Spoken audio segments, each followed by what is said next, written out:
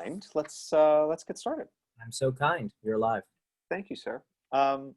Good. So welcome all. So we've done a few more lectures, sort of touching on more of the fine points of craft, and I've had a few requests to talk about how I sort of prepare for parts, and I thought now might be a fine time to sort of take a break from some of the craft lectures and talk about preparation. I'll foreground this in the same way that I foregrounded the sort of lectures on auditioning, which is that I'm not an expert, and many people have many different ways of doing these things. So this isn't the same as speaking about sort of the craft of working on Shakespeare and classical work, but this is what I do. And I can also give you feedback on some of the things I see other people do that drive me fucking crazy. But that doesn't mean that what I'm doing is right. This is just sort of part of my process and some of my thoughts on it. So yeah, so just talking about preparation for a role. Preparation for working on a role. I will briefly touch on auditioning. I did 2 lectures on it, and I covered most of this. So this is review, but just in talking about preparation in brief, I always get off book. When I'm in the room, I continue to hold the text in my hand. When I'm not in the room, when it's on video, I don't.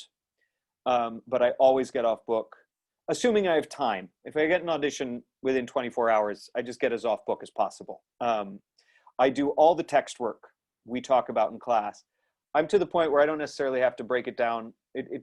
I can do it perhaps more swiftly, but all the text work we do in class, the operative words, the basic scansion, really trying to map the discoveries. I really try to use the full stops to map the shifts, to make sure I'm using various vocal colorings, to make sure I'm using pitch and weight in my emphasis, to make sure that I am shifting with tone and pace. I mean, I do all that work given the time, and I make sure I work it aloud.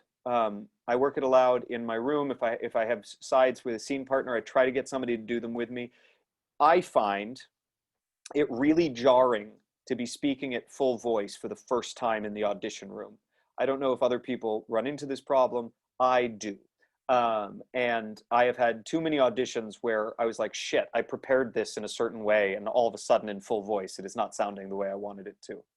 So I would encourage you to make sure you rehearse in full voice. And again, this is all about given the time, but you should know the play. You should read it all the way through. If you're auditioning for a full season, don't read every fucking play. I'm not trying to kill you on the homework here. But if you're auditioning for a specific play and a specific part, especially if you have a specific appointment, if it's not just an open call, you should know the fucking play. Read it. Do all the work you can. And make choices. I would encourage you not to be timid. Those choices, I mean, the worry I think sometimes is that choices will sink you, but more often than not, choices will win you the part. So I encourage you to make choices. And I can only repeat that for me, making a preparation schedule is really important. It's important for me to build a schedule. If I have 1 week until the audition, to build the schedule of when I rehearse each day, how I rehearse, who I'm rehearsing with. I sort of hold myself accountable.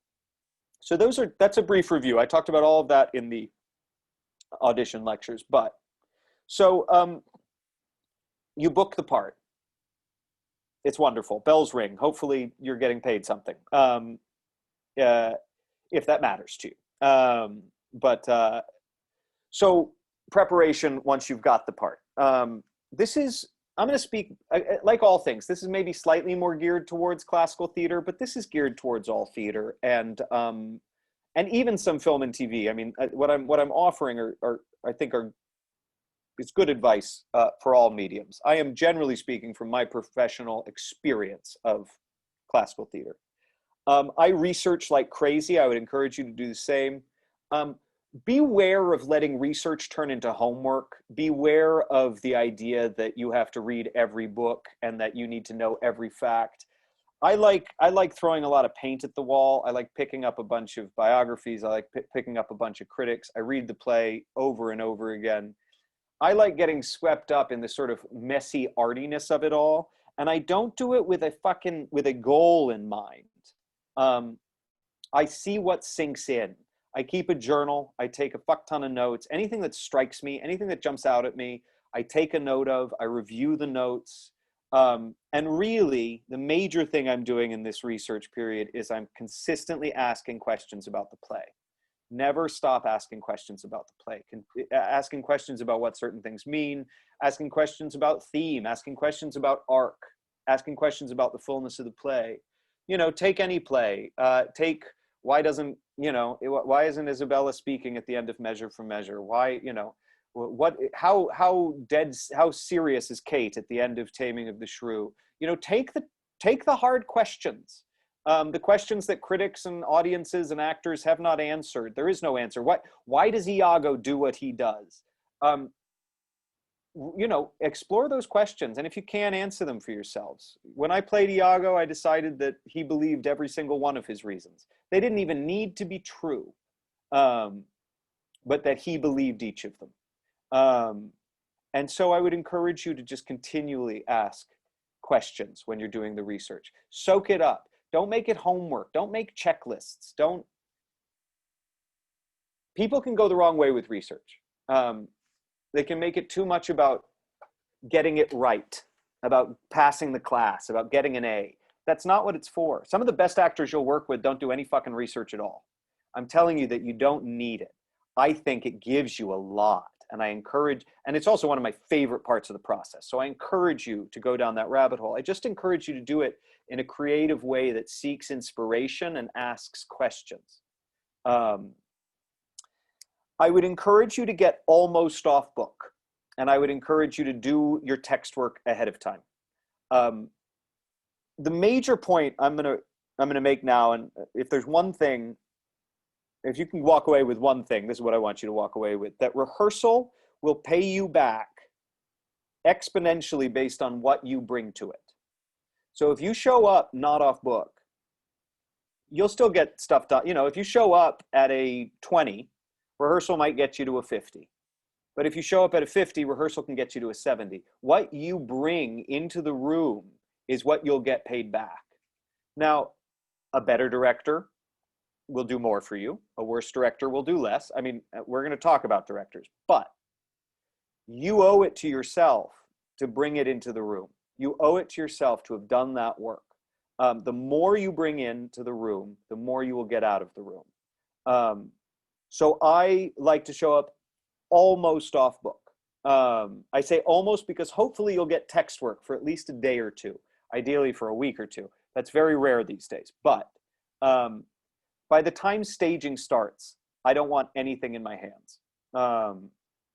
Now, if a director jumps directly to staging, which I fucking hate, but if a director does, I give myself permission to have papers in hand occasionally. But look, most of the time when you book a job, you have lots of time. You have months often, sometimes weeks, but still, I don't want to imbue the idea that you failed not to show up off book. You haven't. In my experience, I get more out of the room if I don't have the pages in my hand. I get more out of experimenting, throwing paint at the wall, and I can do less of that if I have the pages in my hand. So my favorite thing to do is to show up almost off book, have the text in front of me for table work, because I think it's ideal to have it in front of you for table work, and then never have it when I'm standing up. So again, rehearsal will pay you back how much you bring to it. And once I'm in rehearsal, once I'm on my feet, I attack. I will ask for forgiveness before I'll ask for permission. I will experiment. I won't wait for, if something strikes me, I'll move. Look, there is a social order to this. If you're playing the messenger, which is a noble part and one that somebody must play, it's not your scene. You have a job. Play your part, serve up your piece, give it to the other actors. If you're playing a major role, a lead or a supporting role, you have a right in the realm of rehearsal to explore. If a director asks you not to do that, all right, don't do it. I'll explore another way. but I hope your directors will encourage you to do this. But I walk into rehearsal ready to attack, and I have no patience for the people who show up unprepared. Now, I'm not cruel. I'm not going to try to shame anybody. There are plenty of actors that will, but I'm not going to try to shame anybody. But it drives me fucking crazy when people don't show up prepared. It is a blessing to get to do what we do. We don't get paid enough for it, but it is a blessing. And when people show up unprepared, my response is, well, that's why you don't have a career. I mean, you're doing it to yourself. A small side story, when I played Vernon in Henry IV, Part 1, there were multiple actors in smaller roles, all of whom were in the right range to play Hal. None of us were playing Hal, obviously. But, one thing the director, Scott, said to me afterwards was, you were the only one trying to prove that you could play Hal. Everybody else was lazy, or they were bored, or they were content. You always have something to prove. Show up and prove it. Attack the rehearsal. That's not about cruelty. That's not about, and that's not about disrespect. But that's about honoring yourself as an artist with impulses and ideas, and knowing that, and we'll come back around to this on performance, I don't support this in performance. I'm not saying that inspiration can't occasionally strike, but I actually disagree with actors who say, like, my impulses drive me when I'm on the stage. A performance is a crafted, artistic piece that's been built by a lot of people. And if you fuck with it just for fucking with it, I disagree with your approach. But rehearsal is the place for you to do this. And I encourage you to. I encourage you to be brave. I encourage you to risk. I encourage you to throw paint at the wall. For the first read, I encourage you to do the same. All this sort of nattering about, like, make it a nice, easy first read. I'm given a full performance on the first read. I'm given a full attack on table work. I'm given a full attack on staging. I encourage you to release your ego when it comes to a director giving you feedback. I encourage you to be concise when discussing notes or making suggestions or discussing things.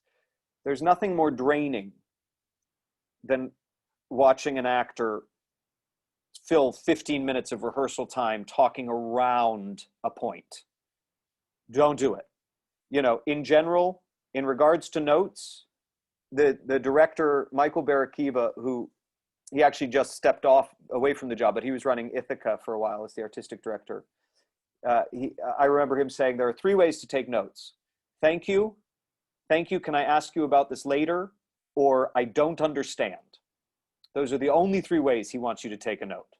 I think that's a bit strict, and I think it's a little stricter than he even actually uses in the room. But the point is good. Don't be concise. Don't waste our valuable time with insecurity.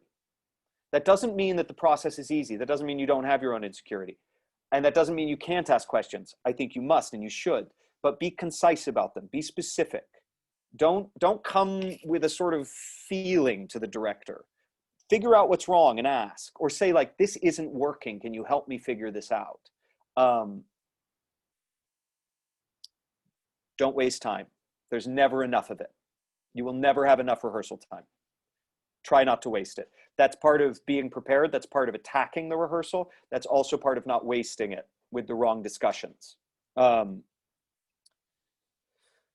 homework doesn't stop, and neither does it stop at the rehearsal time. I recognize that I'm lucky as a professional that when I'm working a job, I don't have another job. So I have my mornings and my evenings, but I work every morning before rehearsal, and I work every evening when I get home. You should not be adjusting to the notes you got in rehearsal for the first time the next time you rehearse it. That's crazy. Those notes should be in your blood and bones by the next time you're in rehearsal. Or if you make the decision the note's wrong, the reason it's wrong should be ready when you get to the next rehearsal. Now, if you're working for little or nothing, and if you have a side job, which is an honorable thing, and there's nothing wrong with that, yes, you have less time. And yes, you can't You don't have the same amount of time for that at-home preparation, but you do have some. You can absolutely make some time. And even just an hour or two can make a world of difference, even just reminding yourself what the notes were. So I encourage you, the homework, the work doesn't stop when rehearsal stops. I encourage you to be a very, very good critic privately. I encourage you to hone your ear.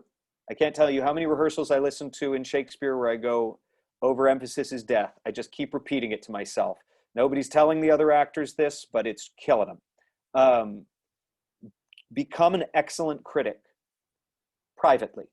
If you have a friend, if you're really close with somebody in the cast, if you have a private moment, yes, you can talk about it, but be very wary of talking shit. Be very wary of having a different kind of conversation. But hone your inner critic to the work. Watch the work. I encourage you, if you're on call, sit in the theater and watch the work. Why do you don't need to be on your phone. You don't need to be out of the room reading a book. Sit in the room and watch the work. And I never want to see a cell phone in a theater. It drives me up the wall.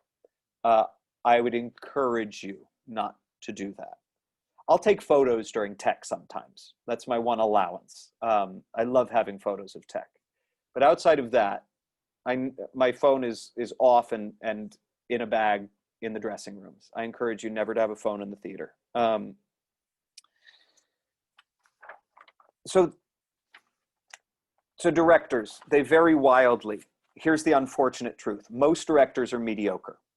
I don't know who knows how directors become directors? There's so few jobs, and it is about who you know, and somehow they get there. However they get there, they get there. Most of them are mediocre, and casting will determine whether it's a decent show or not 90% of the time. So you're going to be in a lot of rooms where within a week or two, you realize that the director's mediocre, and that the cast is pretty good. You probably will have a pretty good show. If the cast is not so great, you're probably going to have a not so great show. So all the work, all the things we're doing in class, much of it is about, it's not really about this, but much of it will serve to protect you. It will give you the tools to use when the right people aren't helping you. Most directors are well-meaning, often kind. They usually have egos. They're not entirely showing you. And they're mostly mediocre, in my experience. I've had the blessing of working with some great ones, but I've also had the blessing of working with the same great ones over and over again, because I've been lucky enough and I've worked hard enough that they've been rehiring me. But in my experience, most of the field is kind of mediocre. So these tools, so a lot of the result of your performance really is on you. That doesn't mean you should ever, well, we'll get to that. Every now and then you'll run into a great director. Count your stars. It's amazing. Enjoy it. Find inspiration. Build a relationship. It's wonderful. Every now and then you'll also run into a terrible director. And that's really where you have to make a decision on how you're going to salvage your performance. If you're playing Romeo, you're fucked. There's nothing you can do, because you can't save yourself. If you're playing Benvolio, you're great. You're director proof. You really can't be cut because everything you say drives the plot. And you have the kind of role that almost no director is going to have like some heavy take on. And you can play your part in the play and step aside. Benvolio's pretty safe. If you're playing Juliet, you're fucked. There's nothing you can do. The play rides on you. And if you have a director that's bombing the thing, you can't save it. You can use all your skills, all your tools to deliver the best performance you can. And if you take everything I'm saying seriously, I think you have most of the tools to come out of it okay. But there's no saving you from a terrible production. Directors have too much power. They do. They're an invention of the last 100 years. You should know that. Directors did not exist before the 19th century. Playwrights and actors worked together with a sort of producer and put up a play. The fact that a director is chosen before a Hamlet is chosen is insane to me. A good Hamlet will make a show. A bad Hamlet will sink it. Doesn't matter who the director is. That's just the fact of it. That's not how our culture works. That's not how our theater system works. And the fact that companies are dying means that the examples where it happens the other way are even happening less. Companies are the only place where a Hamlet would be picked first. And there are less and less companies. Anyway, I'm on a tangent now, clearly. So these tools, the work we're doing in class, are the tools for you to do everything you can to save yourself. I would encourage, now listen, if a director is abusive, that's something else, and you have to fight it. And you have to talk to other people, and you have to protect yourself and your castmates. With that said, we also have to be tough. A director who's an asshole is not necessarily a director who's abusive. A director who's demanding is not abusive. You're going to work with a lot of bad directors, and I would encourage you, unless they're abusive, to do your best, try to maintain a decent relationship with them, because they're going to work again. And I know it's weird to say you want to work with them again, because I just told you how bad they were, but you got to keep working. And maybe they'll be less bad next time. You know, it's just, we're always making these compromises. But you don't want to burn a bridge. You also don't want to burn a bridge with the theater. So I know that this might be a little controversial, but you want to maintain a good relationship with that shitty director. So you got to fight for yourself on your own. But no, I would encourage you not to, it's not worth getting into a big fight with them. You can cheat in little ways. You can adjust your performance over and over again in little ways. And I would encourage you to win by stealth, not to win by battle. Tech, I encourage you to stay present. I encourage you to be in the theater. I encourage you not to be on your phone the whole time backstage. I encourage you to know the names of every one of those designers, because you may well be working with them again. And they're sitting behind a desk for 12 hours. Unless you're playing the lead, you're probably off stage most of the time. Build a network. Love, honor, respect these people. They're doing their best to make you look good. Know the names of those designers. Try to know the names of those assistants. Talk to them on break. Be in the theater. I mean, what drives me crazy is that I love this more than anything in the world. And I watch actors just ignore it. Like, tech is this boring, slow, and it's like, this is the time when all of us get to be in a theater together for 12 hours. It's just heaven to me. And if you don't have that feeling at all, I'm not saying you have to love every minute of it, but if you don't have that feeling at all, you know, the theater might not be it for you. If you don't love it, it's going to be hard. So I encourage you to stay present. I encourage you to know the designers. I encourage you to be patient and not to complain. Tech is not for you. You can get a lot done during tech. The director's not taking notes on your performance during tech. I encourage you to have at it and use the time for yourself. But be patient. The tech is for the designers that are creating this around you, and enjoy it. Tech is one of the best bonding times. Have fun with the cast. Take photos to remember it by. Enjoy yourself. And finally, the show. I won't talk much about this because this is really everybody's own bag. I find it really helpful to have a routine. I'm not a suspicious guy. I love the traditions of theater. So I love honoring the suspicions of it out of tradition. But I'm not a suspicious guy. What I do want is a routine.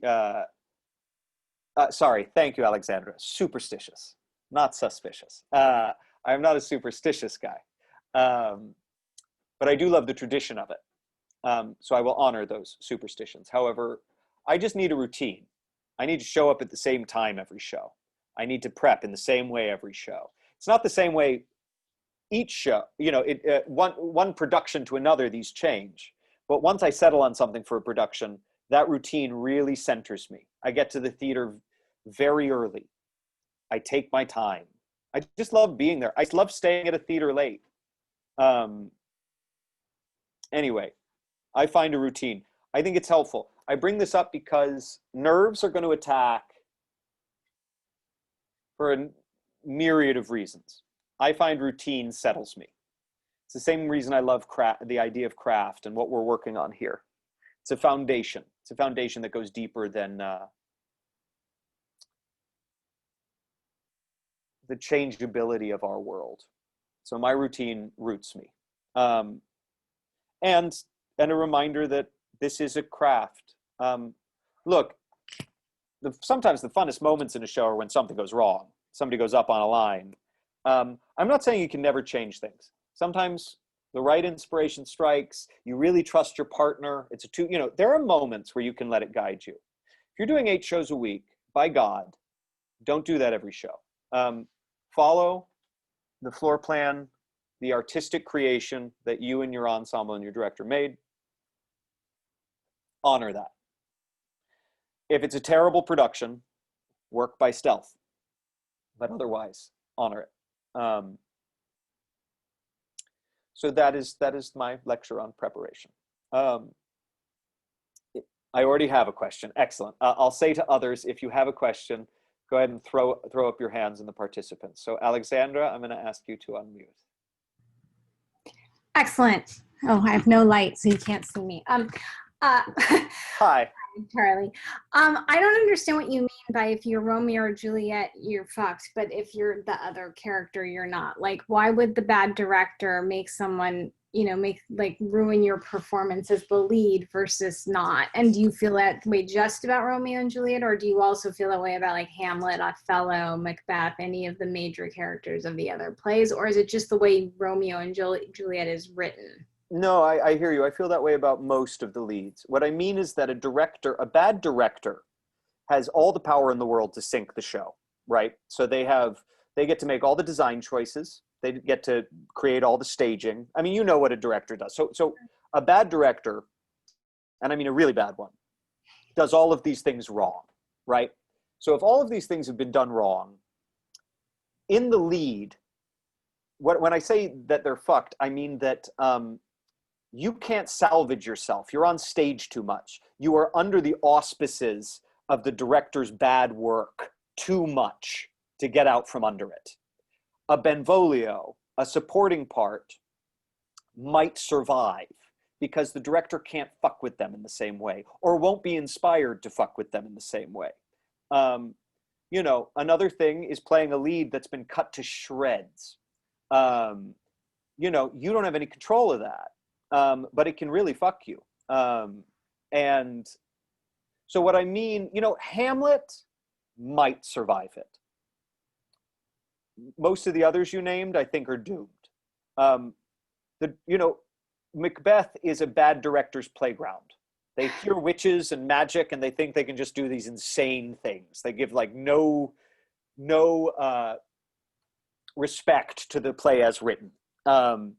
And so, Macbeth is buried in fog so thick he can't see the stage, lighting effects that blind him throughout. It's just, so when I say they're fucked, what I mean is just that a bad director has so much power in today's theater that a lead, I'm not saying you can't necessarily salvage little pieces to sound good or be good in moments, but the director just has too much power to get in your way.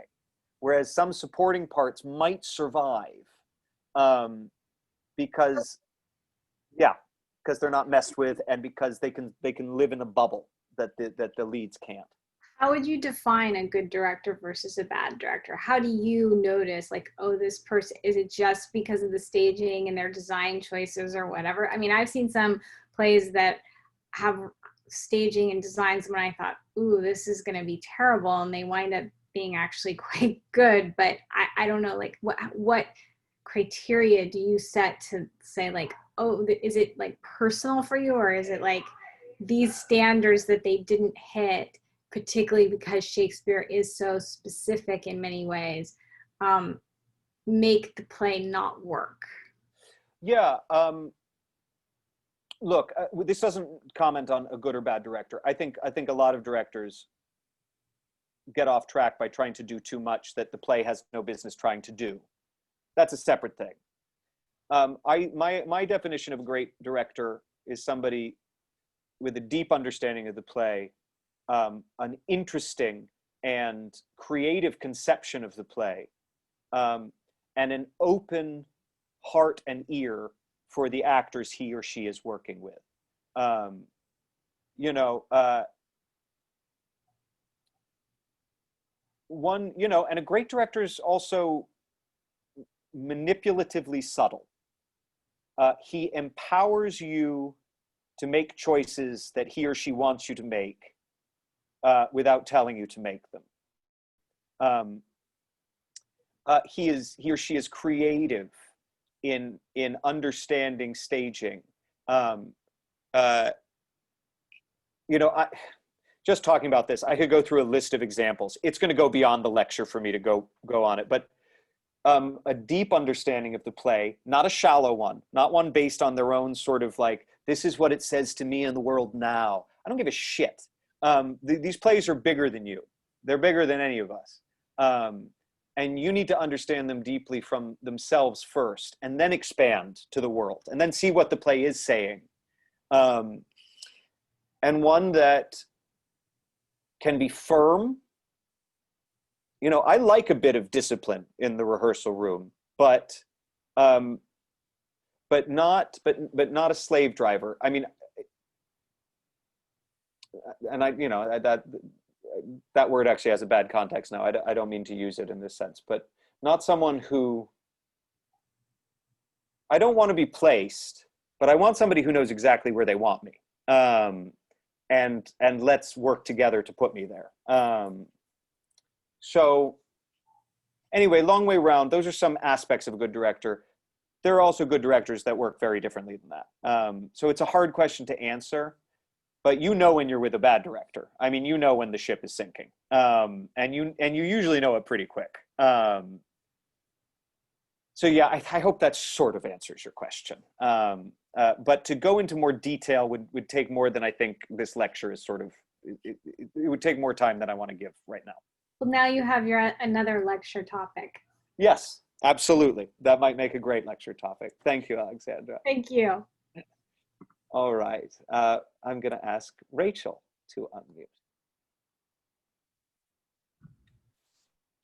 I'm unmuting. Am I unmuted? You are unmuted. Hello, friend. Hi. Hi. You kind of answered part of it, and I'm doing this as like a producer and director, so I'm playing devil's advocate. Excellent, please. No, it's horrible. But when you talk about making, because we do this as actors too, right? We make choices before we come in. We've like gotten the role, we do it, and then we come in, and I'm being a dick by doing this to you right now. Sorry. Please, no. Then you have a shit ass director, maybe plus a producer, and their idea is, I'm not going to come up with a horrible idea, a robotic Hamlet in a wasteland of doom, whatever. So how do you, someone you still have to work with, be it a director or producer, but you want to stay true to something, but you have to work within that thing so you don't have a completely contentious relationship. And I've been on both sides of this coin. So I'm asking, I mean, I know this is like a devil's advocate. I'm asking you an impossible question. No, I appreciate the question. It's not impossible. You have to make a real serious decision. Like, what do you I don't want to say throw out, because you shouldn't, because you've done the work and you know what this piece means to you and what the piece actually means, right? Like there's a thing. Yeah. And you have to fight for that if there is this place to fight for that. But in a nightmare production like you're describing, there is no place. So you have two choices. You can quit, or you can swallow your... Yeah, let me not say a production that's so bad that you should quit. I don't want to yes. Okay. Well, I mean, if there is no path forward for your choices, even if it's not that sort of nightmare Hamlet in space, right? If you're working with somebody and there's no path forward for your interpretation, I would urge you to question whether this director is a genius or an idiot. They're probably an idiot, but it could be the other way around. and consider the paycheck and your life and make a Okay, decision. so yeah, and I've talked to you about this before, and I guess that's the root of my whole thing. Yeah. Is like, Well, do you? my whole point is, how do we change that? That you can't answer that question. Well, yeah, I mean, that's about theater culture. That's about this sort of wankery for hiring auteurs that have no proof of concept. I mean, it just you choose to quit or you choose to swallow your ego. It's one or the other, because you can't win that fight. And you as an actor, knowing you have to do your best work in that, right? And like, how do you feel about what reviews might happen because of that? Well, you have to consider that when you decide whether to quit or not. Okay. Yeah, I mean, I know I'm asking like, no, this is my own personal field of interest. So yeah, no, it's a great question. It's a great question because if you work enough, we're all going to end up in that scenario. Right. I mean, again, it's too long for this lecture, but I could tell horror stories. I could tell horror stories of my own. I could tell horror stories of friends, and I mean some real bad ones. So just not what I want. No, but it's a good question. It's a good question. You may run into a situation where you go, my creative input is meaningless here. Maybe if this director is a genius, I should just submit. More often, do I need this paycheck or not? Right. You know, and yeah, make a decision. It's not an easy one, and it's a really good question, but there's no better answer than that. Because you can't win the fight. There's no middle ground. You can't come in and try to fight with that director. You won't win. So empower yourself as much as you can. Either I'm going to quit, or I'm going to just swallow my ego at the door, step in and be like, just use me. I am whatever I'll dress me up as the pawn, and Juliet will be the Romeo and Juliet chess from pornography. Yeah. So not a bad question. Good question. I'm sorry that I know. I'm asking like a very existential question. Yeah. I'm just getting into it. Thank you. Of course. All right. Yulia, I'm asking you to unmute. Hey. Hi, how are you? Peachy as always. No, best of my life. Great work today. I have two questions. One of them, I already know the answer, but I would like to hear your input. Excellent. If you're auditioning for a theater company that does more contemporary plays, should you go with a classic monologue? Would that be, if you think it's more like it shows more of your range? No. Okay. You should go in with something that reflects the part you want to play. You could make an argument that a classical piece of poetry might reflect a Tennessee Williams heroine. So there may be exceptions to this rule, but for the most part, if you're going in for a contemporary piece, you should not go in with a classical audition. You want to go in with an audition piece that reflects the part you hope to be cast in. Is my piece of advice. Yeah, because I thought, I definitely thought that you should go with a contemporary piece, but I thought that maybe you should go with a piece that shows your range. But that's very specific. That's a very interesting, I didn't think about that. Yeah, and I would, it's interesting. I think it's bullshit when most producers say they want to see your range. They don't. They want you to show them that you're perfect for the part. Range is a phrase that casting directors and producers use, and maybe 1 out of 100 of them actually mean it. I just don't buy it. Casting is a lazy process, and I don't mean that in terms of the auditors necessarily choosing to be lazy, but in terms of the fact that it's just not a good process. You need to make it as easy for them to see you in the part as possible. So showing them range actually makes it harder to see you in the part in general. So that would be my encouragement. Again, that's not law. That's just my opinion and experience. But I do not profess to be an expert on this. So that would be my advice in answer to the question.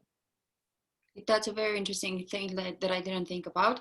And second question, how much room do you have for, I don't know, in Europe, it's a different way of playing shows, right? You don't play them every night. You play them twice a month, for example. And it goes on for years. I've been in a show for 3 years, right? And I replaced someone that was there for 2 years. So you can understand how long a show runs.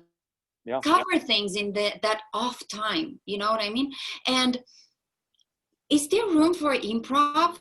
Is there any room if you feel like you've discovered something when you run the show? Oh yeah. Is there any room to add it? When you're running that long, yes, you have to do something.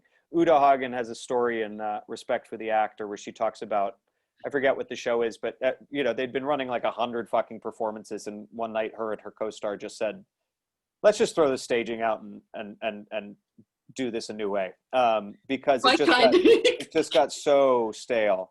Now, look, we're talking about real long runs here. Most of us that work a 6-week gig or something, no, you shouldn't be improvising. I mean, if something comes up, you do, but you shouldn't be trying to do that. If a show's running a year, 2 years, 3 years, yeah, you got to keep it alive. You got to do everything you can to keep it alive. Hopefully with communication with the director, hopefully in those scenarios, the director can come back around every now and then. But if not, you got to do what you got to do to keep it alive. I think that's absolutely true. It's a good problem. May we all have this problem that after a year it's stale and we have to do it a new way. No, because I've noticed I was in a production and I realized that I just couldn't. I felt like there was no room for it. Well, and I'm sorry, sense, but I was like, maybe in other productions it's different. Well, again, it's a delicate question, but after a long run, I think there has to be room for it. Hopefully, you're with a production team that will support that. But yeah, I actually personally have not experienced it. I've never had a contract longer than 6 months, so I've never actually gone through that myself. But I think you're right that at a certain point you do have to have room to recreate and keep it alive and keep it fresh. So yeah, again, I'm not an expert on that, but I think so. I think so. I would agree with that. Mm-hmm. Okay. All right. Thank you, Yulia. My pleasure. All right, Tamara, I'm going to ask you to unmute. Sure. Hi, Charles. Hi, Tamara. How are you? Doing good. How are you? Good. I'm good. Good. This goes a little bit back earlier when you're saying Offbook, and now I've gone back and forth on this a few times. Yeah. Do you ever feel, because I see the benefits of both, but do you ever feel like, sometimes I feel like if I get Offbook too quickly, I'm just stuck. You know what I mean? Yeah. Is there any advantage? Are there situations where you would say, wait a little bit? Yeah, yes. I mean, and I know other actors who feel like they get locked in a performance too quickly. I've just never experienced that. But if you do experience that, I'd slow it down. One thing is that if you're playing a small part in a show and it's going to have a few weeks of rehearsal, sometimes getting off book too fast is a mistake, because it's like you got all the time in the world. Why are you going to take away one of the creative things you can do during the rehearsal process? What I would encourage you to do is just to be super familiar, as in don't stop reading the play. Don't stop reading your part. Keep going over it and over it and over it. Some of it's going to become off book just by the nature of that, but don't put any direct effort into getting off book, and see if that middle ground helps you. What the danger is, just coming in without the right preparation. Right. But the if text work, I know obviously that gets done. Yeah. Yeah, but if you find it hinders your art, your creativity to be off book too fast, then don't. But just make sure you're in a middle ground that does not mean not being off book means you haven't looked at the fucking thing. Right. So, and that might be obvious, but it's a good clarification. So thank you for asking it. But yeah, just a deep familiarity, I think, might be the solution to that. Thank you. Great. My pleasure. All right. So that's the lecture. Will, we can cut it.